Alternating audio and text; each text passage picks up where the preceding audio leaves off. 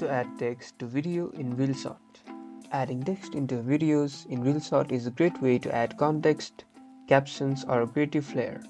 This guide will show you how to easily overlay text into footage and bring a message to life.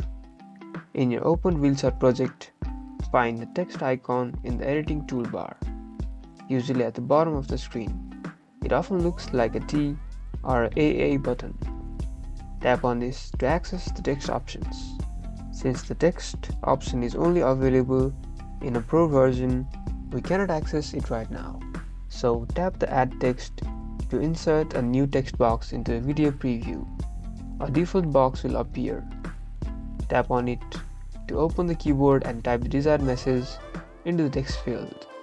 You can make it as long or as short as you need. Once typed, you can drag the text box on the video preview to position it exactly where you want it.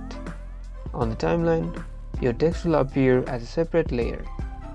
Drag the ends of this text layer to control when the text appears and disappears in your video.